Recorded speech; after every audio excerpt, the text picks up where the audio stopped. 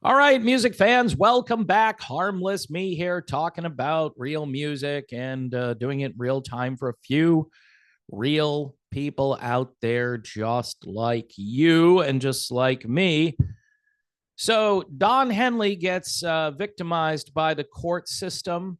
Um, some people don't like Don Henley, so maybe those people are happy. I think he really got the short end of the stick and had all of this stuff brought up again, which I will talk about. But before I get there, here is Chris Rosender. If you like Don Henley, you might dig Chris Rosender. This is The Monster Inside. Came out last year. It was kind of a dark horse album for yours truly. In other words, I'm pretty sure I was the only person on the internet talking about this. A slightly smaller record label called Pride and Joy Music put this out. And this is great AOR. It's got a lot of Toto tendencies. And I say that every time because Toto, they should be in the Hall of Fame because of all of the different people they've influenced. Super well written songs, lots of keyboards, which I really enjoy.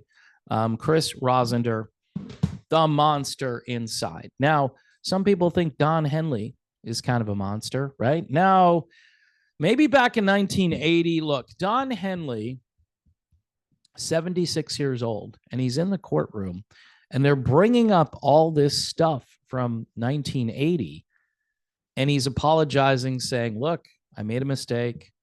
I'm sorry. But all of this stuff that hadn't been dredged up in a long time ends up being right out there again for people to revisit. So that's not cool.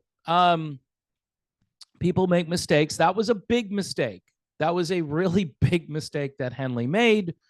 But at least Don Henley admits that he made a mistake. Now, his lawyer is saying that he was victimized by the ruling, which essentially Henley is charging that these guys had his lyric sheets and then were selling them and probably were going to make a huge profit on it. But the decision to dismiss the case came after Don Henley disclosed 6,000 pages of previously unseen materials, including emails between him and good old Irving Azoff and their legal team to the prosecutors. The late disclosure. So, in other words, they didn't disclose fast enough, according to Justice Curtis Farber. The late disclosure led to a confrontation violation. It is now clear that both witnesses and their lawyers, two of which also shielded themselves from thorough and complete cross-examination by relying on Mr. Henley's invocation, used the privilege to obfuscate and hide information that they believed would be damaging to their position, that the lyric sheets were stolen. So, bottom line here is the prosecution in this case is trying to prove that these guys stole stuff. And the defense team is saying, no, Henley just gave this stuff over. And you got to go back maybe to the time when Henley decided to do this stuff. Maybe he wasn't in his right mind. I know there were a lot of illicit substances being consumed and used at that time, and maybe he just wasn't thinking straight. But to me, this is kind of cut and dry. These guys had the lyric sheets. Maybe back in those days, this wasn't a big deal. There was no money to be made. Fast forward to the year 2024, where pretty much everything is for sale. And now these lyrics are worth what? How much money? Hundreds of thousands of dollars for these original lyric sheets. And Henley, who probably realized all of this after the fact, even though he's got a team in place, especially when it comes to social media and YouTube, Don Henley has a team in place that monitors everything. And so if you put up a video and you're just uploading a Don Henley song or an Eagles song, that sucker is going to be taken down very quickly, because Henley, again, is not going to let someone pimp out his work. He's also a guy, when you go to a concert, he's telling you, put the cell phone away. As much as I like that, I understand why other people don't like that. They figure, hey, I just paid $300 for this nosebleed seat. If I want to take some video, I'm going to take some video. But Henley does not like that, because, again, you're going to post his work somewhere and you might benefit from that. So I really thought his team would be better than they turned out to be. Now, his lawyer is complaining. Daniel M. Petrocelli said the following: the attorney-client privilege is a foundational guardrail in our justice system, and rarely, if ever, should you have to forsake it to prosecute or defend a case. As the victim in this case, Mr. Henley has once again been victimized by this unjust outcome. He will pursue all his rights in the civil courts. So this isn't over. To recap the case, it involved Glenn Hurwitz, a rare books collector, Craig Inciardi, a former curator at the Rock and Roll Hall of Fame, and Edward Kaczynski, a rock auctioneer. They were accused of attempting to sell almost 100 pages of Eagles lyrics and Henley's handwritten notes, estimated to be worth over $1 million. So there's your price tag. Despite facing serious charges, including conspiracy and criminal possession of stolen property, all charges have now been dropped. So these guys did what they did, and they're not going to face the music for it, at least not yet. So we'll see what Don Henley does in the civil courts. But man, this, to me, just being an outsider, this looks pretty cut and dry. I mean, they had the lyrics. Henley wanted his lyrics back.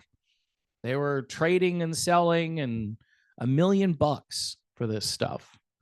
And so the value just keeps going up as time goes on. I mean, you're talking about Hotel California and all of this stuff surrounding that. And, 100 years from now, they're still going to be talking about Hotel California. It's never going to go away. It's going to get bigger.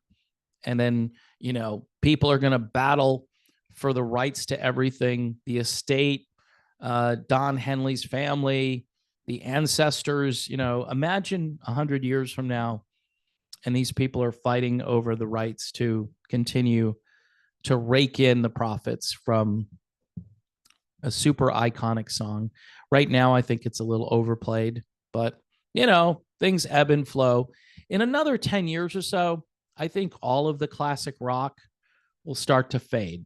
There may be a format or a place where you can go and listen to it, just like Sirius XM radio. But I think, I don't know, the way pop culture is going right now, they need to replace and memory hole all of the organic music that was made. All of the analog stuff needs to go away. So, enjoy it while it's here, folks. I hate to be Mr. Doom and Gloom, but you would expect no less from this channel, right? So anyway, if you want something new to listen to, buy yourself a few CDs. You never know what's going to happen out there to the streaming world. It's good to own stuff, and even just to share it with a friend. I was sharing a CD with my son earlier, and he was completely blown away. He had never really looked at the inside, and also, the lyrics and who played on each song. This is what I used to do with albums when I was a kid, like his age or a little bit older.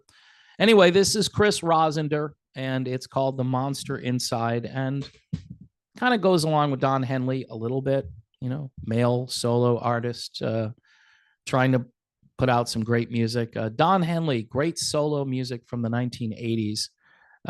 Big fan of his work. Loved Glenn Frey's solo stuff as well.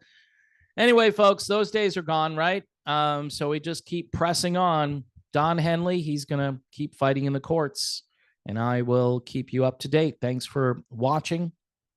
Don't forget to subscribe to the channel. You can now buy me a coffee, which is a brand new feature. And also Patreon and YouTube memberships.